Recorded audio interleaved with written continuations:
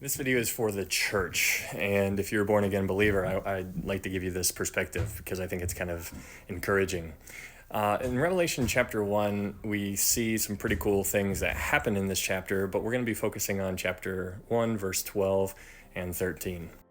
But a little bit of backstory about this chapter. John, he has this revelation to him, and he actually sees Jesus.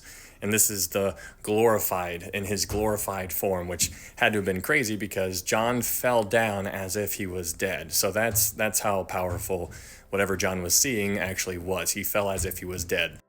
But in Revelation 1:12 it says, "Then I, John, turned to see the voice that spoke with me, and having turned I saw 7 golden lampstands." Now we'll come back to the 7 golden lampstands here in a second, but let's keep reading. He says, "And in the midst of the 7 lampstands, one like the Son of Man." And so John is seeing a whole bunch of stuff going on. He sees 7 golden lampstands, and he sees somebody standing in the middle of those 7 lampstands. And just to clarify what the 7 lampstands are symbolic of, you keep reading in Revelation chapter 1, verse 20, it says, "The mystery of the 7 stars which you saw in my right hand, and the 7 golden lampstands." So we're about to find out what the 7 lampstands are. The 7 stars are the angels of the 7 churches, and the 7 lampstands which you saw are the 7 churches. So we know that the 7 lampstands are representative of the 7 churches.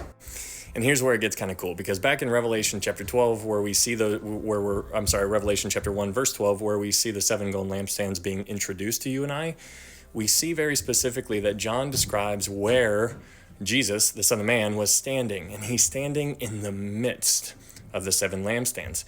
In the midst. Now that is what I want you to walk away from this video, because this is unbelievably encouraging.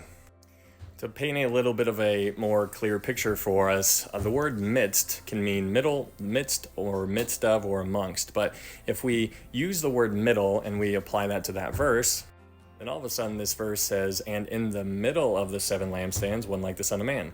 So we know that the 7 lampstands is representing the churches. And so in the middle of the 7 lampstands is where Jesus was standing. And I think that's super cool, because here's a little visual for you. Here's a picture of a coach, and here is his team all around him. He is right in the middle, and everybody is leaning on in. And so that's kind of what it's like for you and I, with Jesus being the coach, and you and I leaning in, trying to hear what he's saying, and trying to all of us get on the same page.